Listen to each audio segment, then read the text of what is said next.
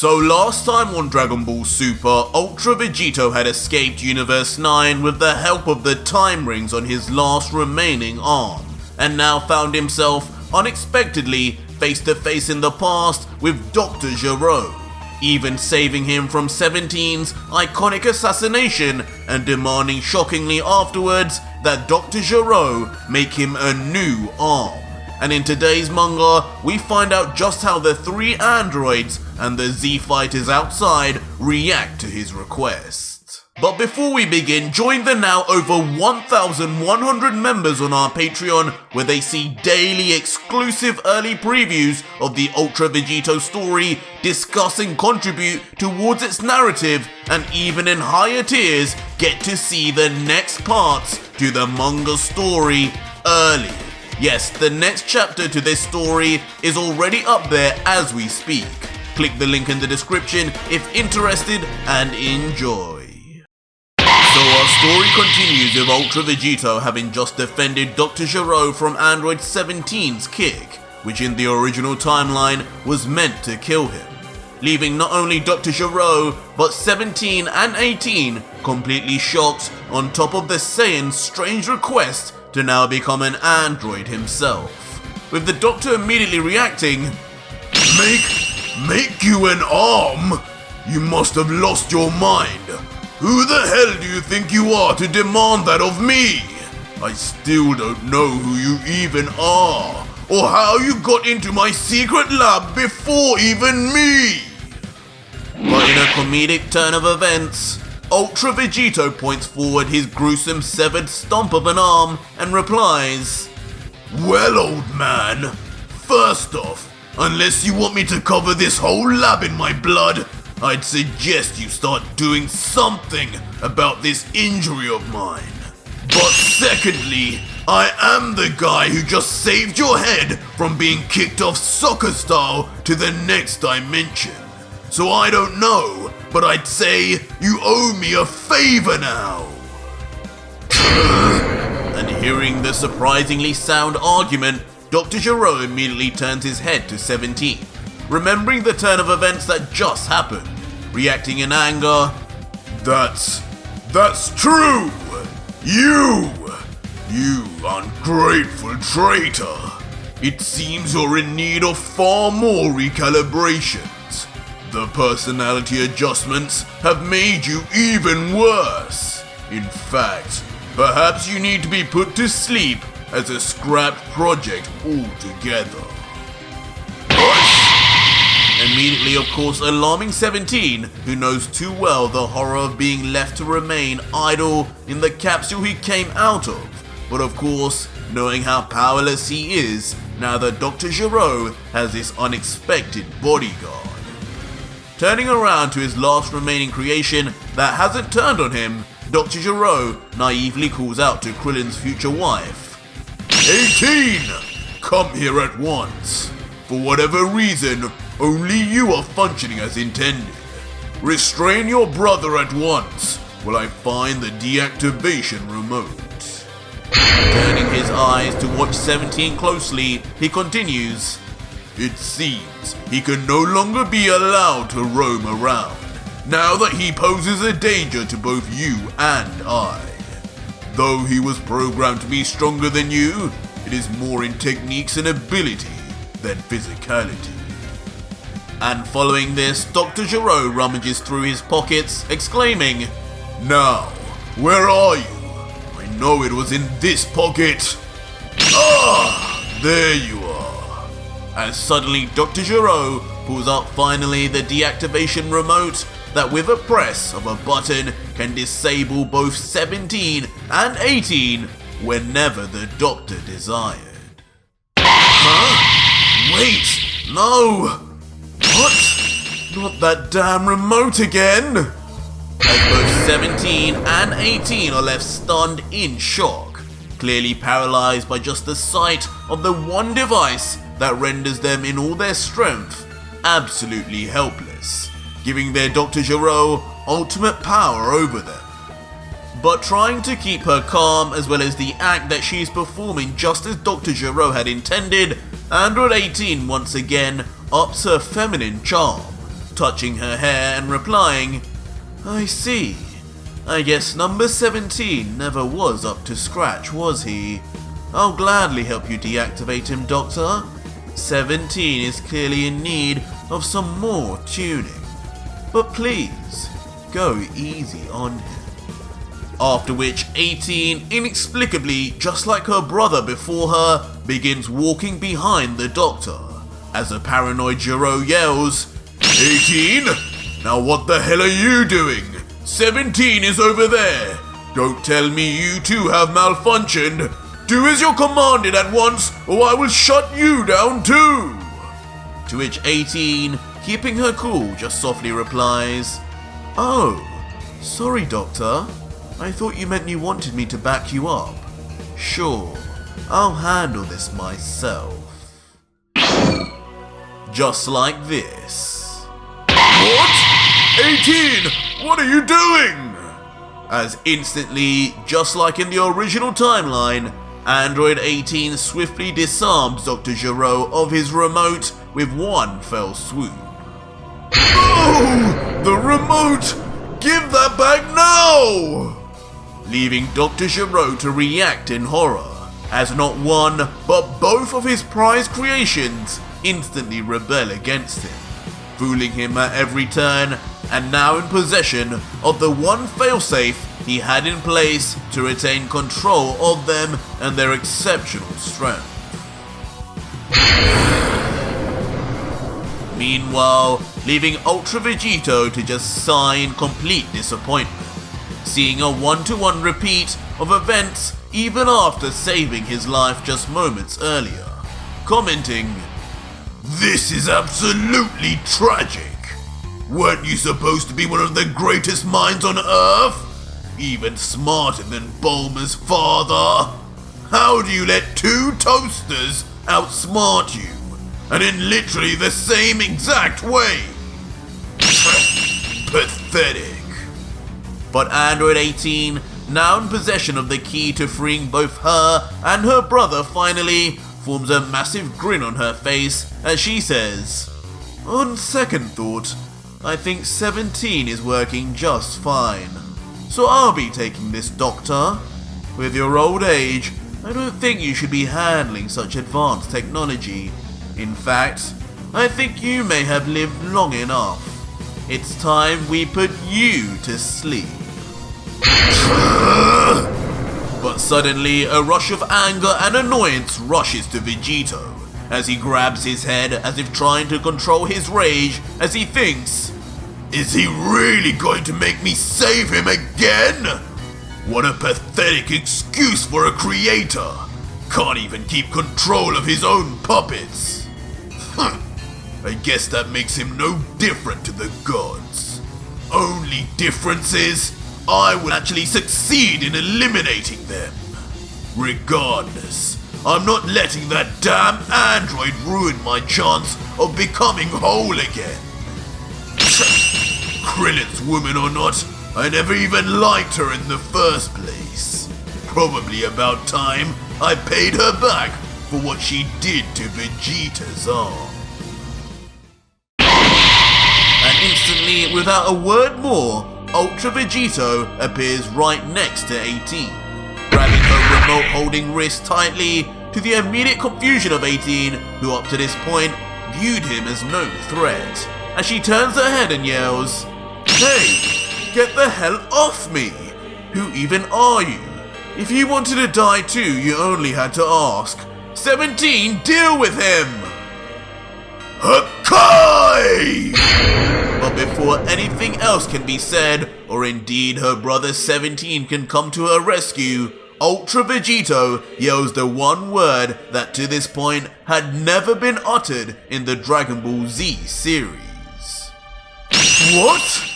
Confusing the female android more than anything, as she, just as expected, begins to erase, turning to dust before the eyes of not only her creator, but her twin brother 17 also. The future Z fighter slowly losing her place in existence forever.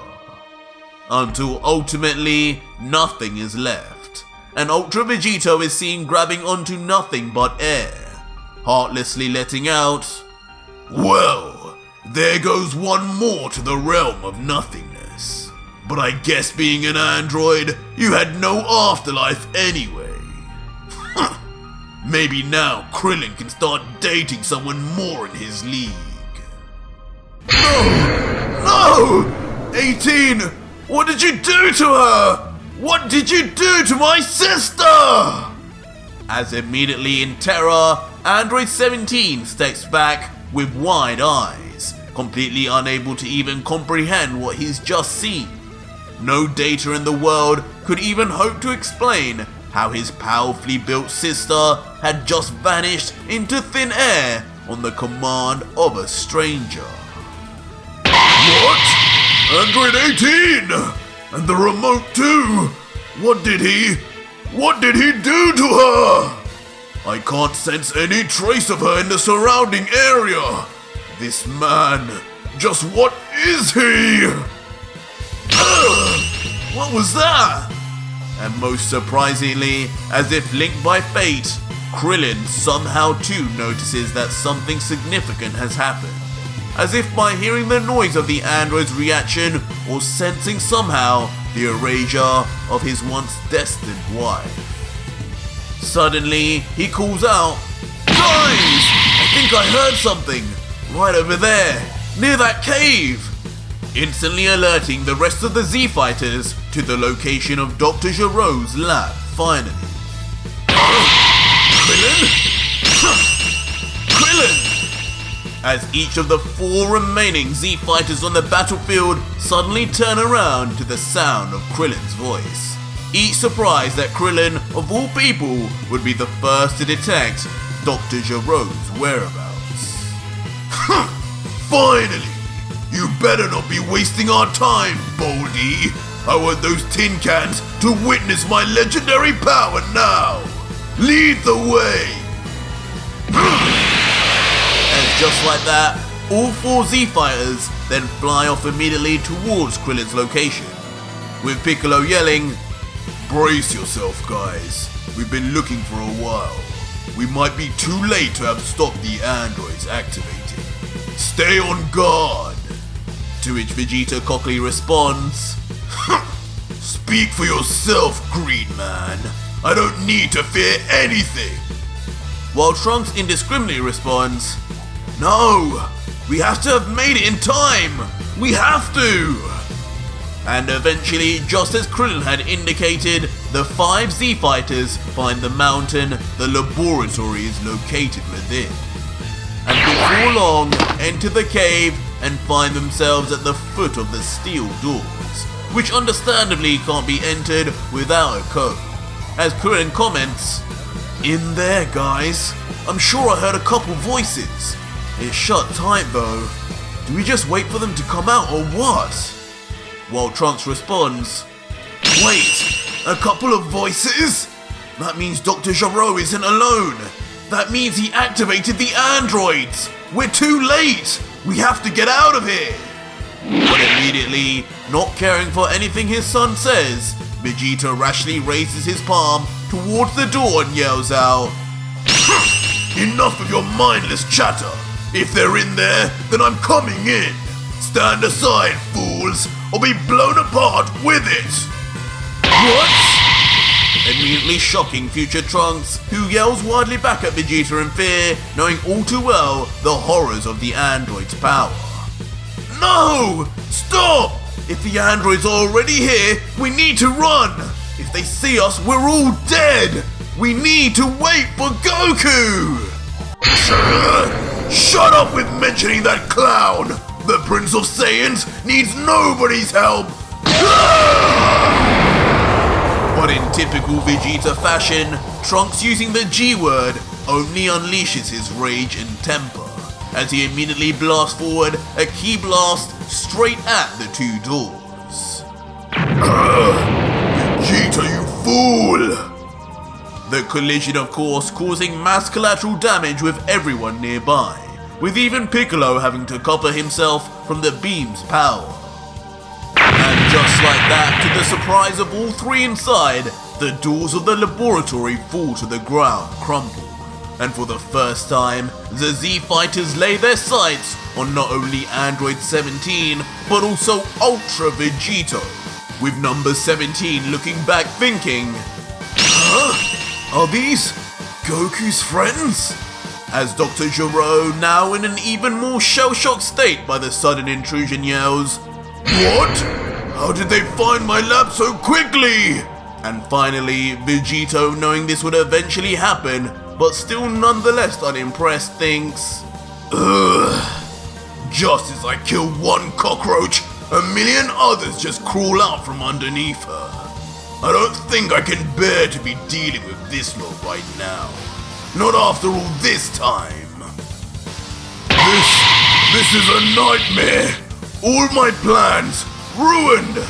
Both androids rebelled again. 18 is missing.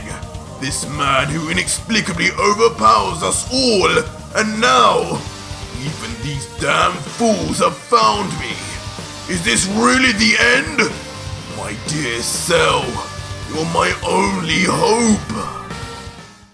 Oi! But Vegito, sensing the feeling of desperation the Doctor is now under, uncharacteristically then offers some words of comfort, even if only for his own benefit, as he says, "Listen, old man, I think you know as well as I do, the jig is up. Whatever way you look at it, you're going to be killed by someone.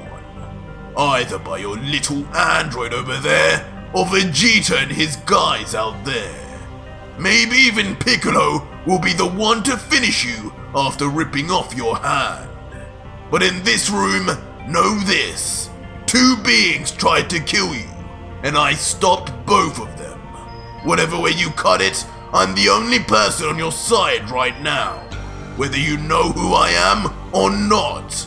So are you going to follow my wishes and survive, or do I leave you to the wolves?"